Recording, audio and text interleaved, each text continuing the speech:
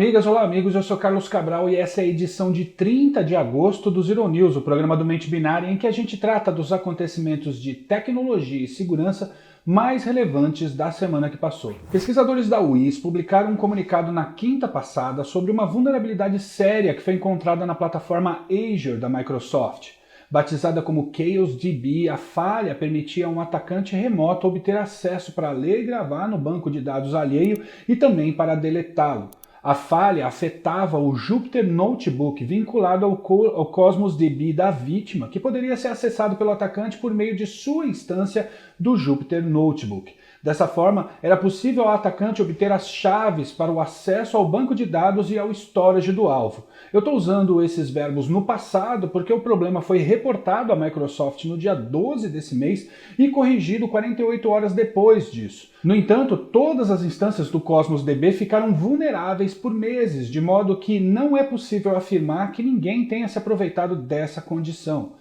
Os pesquisadores dizem que, para garantir que não haja qualquer acesso malicioso estabelecido antes da Microsoft corrigir o problema, é preciso regerar as chaves primárias para o Cosmos DB. Eu estou deixando um link aqui embaixo na descrição sobre como fazer isso. Repórteres da Associated Press publicaram matéria no começo da semana passada sobre um cyberataque contra o sistema de monitoramento em vídeo da prisão de Evin, em Teherã, capital do Irã.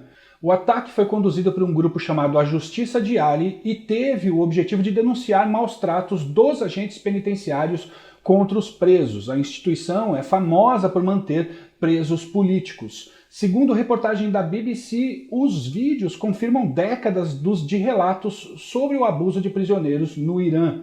Um dos vídeos mostra o ataque contra a sala de controle do sistema de monitoramento da prisão.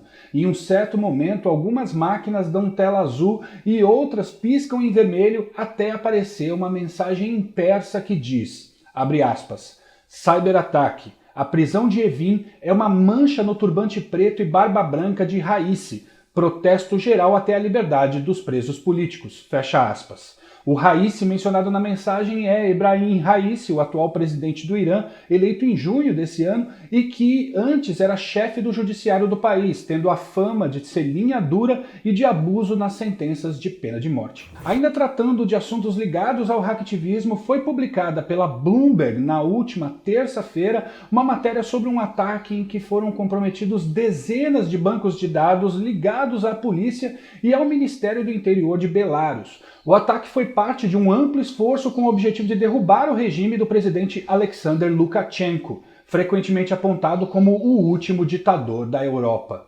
O grupo, autodenominado como Cyberpartidários Bielorrussos, roubou materiais como listas de supostos informantes policiais, informações pessoais sobre altos funcionários e espiões do governo, estatísticas de mortalidade por Covid no país que foram ocultadas da população, imagens de vídeo coletada de drones policiais e centros de detenção e gravações secretas de um sistema de escuta telefônica. Em entrevista, os hacktivistas disseram ter sabotado mais de 240 câmeras de vigilância do país e que estão preparando um grande ataque com um malware que visa desligar os computadores do governo. Pesquisadores da UpGuard revelaram ter encontrado uma grande variedade de portais baseados no Microsoft Power Apps configurados de modo a permitir o acesso público e que estavam expondo 38 milhões de registros contendo dados sensíveis. O Microsoft Power Apps é uma plataforma para a criação de aplicativos em nuvem de maneira fácil e com pouca necessidade de codar os programas.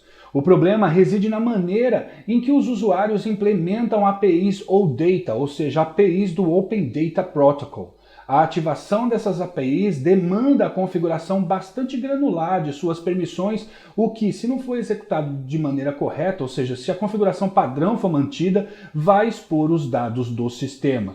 Além da própria Microsoft, os pesquisadores notificaram outras 46 entidades sobre o problema, o que envolveu empresas como a American Airlines, a Ford e diversas entidades governamentais dos Estados Unidos. Sabe-se lá quantas outras organizações pelo mundo podem estar vulneráveis a esse problema. Especialistas do Citizen Lab identificaram mais uma vulnerabilidade Zero Day usada em ataques Zero Click, ou seja, aqueles que não demandam interação do usuário, contra o iMessage da Apple. Os exploits estavam sendo usados em ataques com o intuito de instalar o Spire Pegasus da empresa israelense NSO Group. O ataque foi descoberto em uma campanha contra 9 ativistas do Bahrein que tiveram os seus iPhones invadidos entre junho do ano passado e fevereiro desse ano, em uma sequência de ataques parcialmente orquestrada por um operador do Pegasus no governo do país. O novo exploit foi apelidado como Forced Entry e, quando ativado, causa o crash no mecanismo IM Transcoder Agent, responsável por transcodificar e fazer o preview de imagens do iMessage. Esses crashes desencadeiam outros eventos de comportamento anômalo em funções para decodificar PDFs e também no Thermal Monitor D, que, como o nome diz, monitora a temperatura do aparelho. Posteriormente, o Thermal Monitor D invoca o processo Tailspin 3 vezes e não fica claro se o abuso desse processo é o que instala o Spire no dispositivo. Mas, segundo os pesquisadores, o Pegasus roda em cima do AM Feed, que é um daemon de integridade de arquivos do iPhone.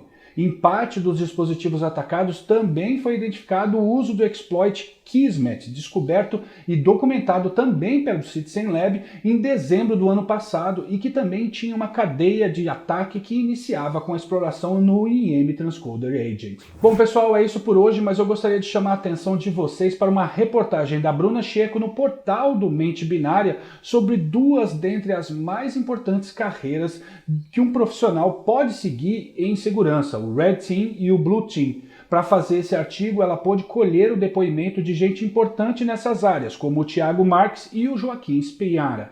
Vou deixar o link para a matéria aqui na descrição do episódio. Beleza? Então a gente se vê na semana que vem. Se protejam.